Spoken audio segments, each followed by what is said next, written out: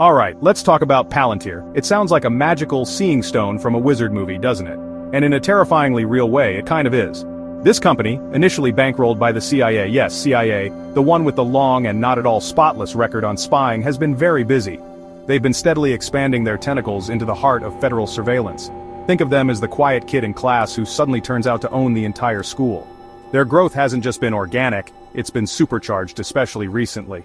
The implications of this are, to put it mildly, rather concerning for anyone who enjoys the quaint old notion of privacy. Then, in March 2025, President Trump, in his infinite wisdom, signed an executive order. This wasn't just any executive order, it was a mandate. It essentially told all federal agencies to knock down any walls, real or imaginary, that prevented them from sharing unclassified records. The stated goal? Efficiency, of course. Because what screams efficiency more than everyone knowing everyone else's business? This order is the bureaucratic equivalent of taking all your diaries, your emails, and your embarrassing internet search history and putting them on a giant shared Google Drive for the entire government. It's a move that has data privacy advocates screaming into their pillows, and for very good reason. This executive order, while sounding vaguely administrative, is actually a massive green light for companies like Palantir. It's the key that unlocks a treasure trove, or perhaps a Pandora's box of data. By requiring agencies to eliminate barriers to sharing, it fundamentally changes the data landscape. Information that was once siloed, kept separate for specific purposes, can now be pooled together. This means data collected by, say, the Department of Health and Human Services could potentially mingle with data from Homeland Security. The potential for cross-referencing and building comprehensive profiles on individuals becomes alarmingly easy, laying the groundwork for a surveillance apparatus of unprecedented scale. And guess who's cashing in? You got it, Palantir. The Trump administration has been showering them with federal funding. We're talking hundreds of millions of dollars. Since Trump took office, Palantir has reportedly received over $113 million in federal spending, and that's a recent, rather chunky $795 million Department of Defense contract. That's a lot of taxpayer money going towards systems designed to watch, well, taxpayers. It's like paying someone to install security cameras in your own bathroom.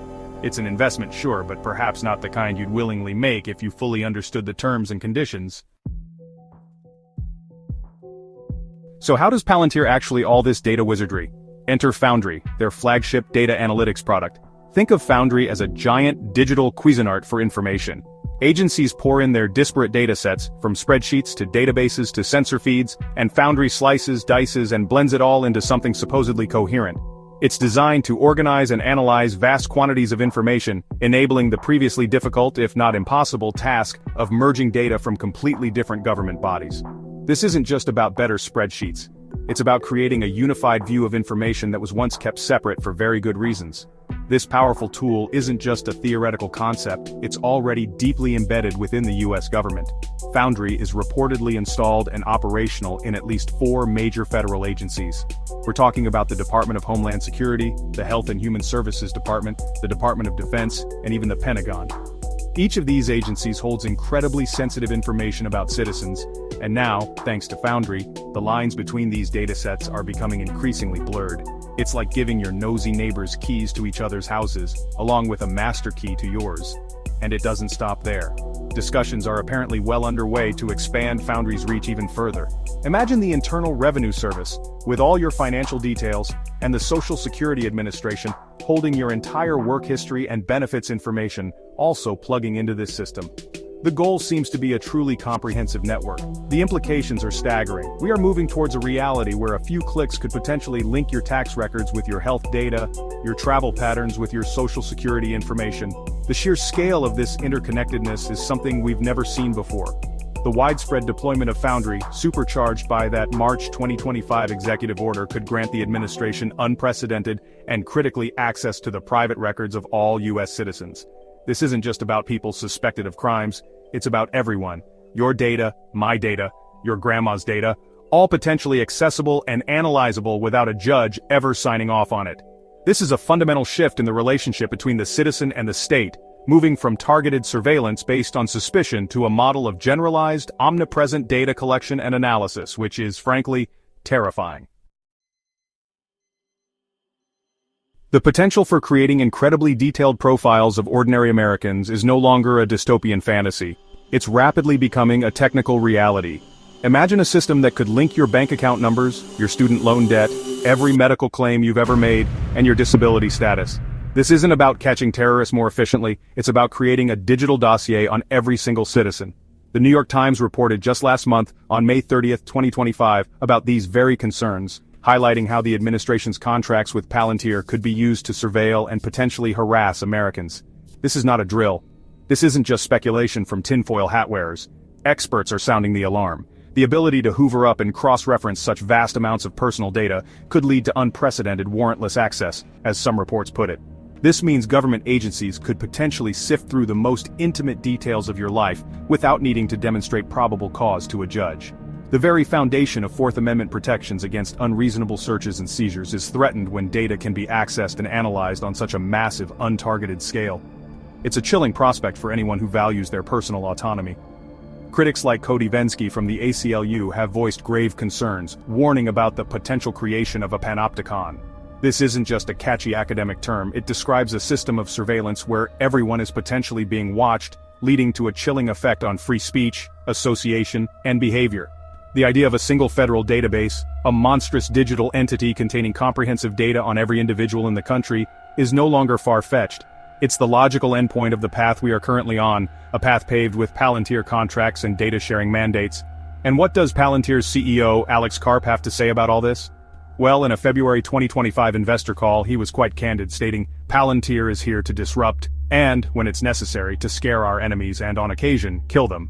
He also emphasized Palantir's noble role in serving the West and the US. While scaring enemies might sound suitably dramatic for an investor call, the broad, undefined nature of enemies in the context of domestic surveillance tools is, to put it mildly, deeply unsettling. Whose enemies? And who decides when it's necessary? The use of Palantir's technology isn't just theoretical. It's actively being deployed in sensitive areas like immigration enforcement. In April 2025, Palantir was awarded a cool $30 million contract with ICE to develop something called the Immigration Lifecycle Operating System, or Immigration OS.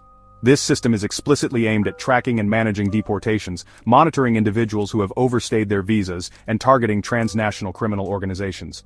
While targeting criminals sounds reasonable, the dragnet approach facilitated by such powerful data tools inevitably sweeps up vast amounts of information on many others. This is data-driven deportation on an industrial scale.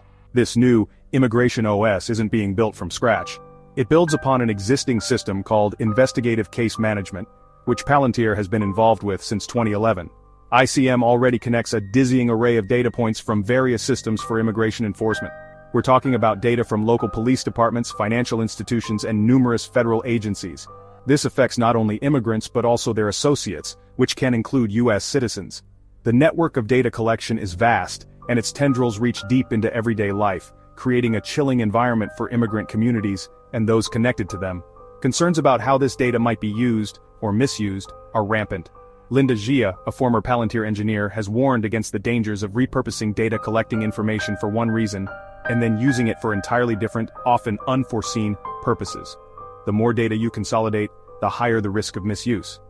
Democratic lawmakers and other critics also fear that an administration, particularly one like Trump's, could use this trove of information to police immigrants far beyond legal mandates, punish political critics, and aggressively advance controversial agendas, such as mass deportation plans. The potential for political abuse is enormous. Palantir, for its part, stated in a blog post that the organizations licensing its products are the ones who define what can and cannot be done with their data, and that these organizations control their own Palantir accounts. That sounds reassuring, like a software company saying, "Hey, we just make the hammer, we don't tell you what to build or smash." But when the hammer is a sophisticated surveillance engine, and the user is a government with increasing tendencies towards data amalgamation, such assurances ring hollow.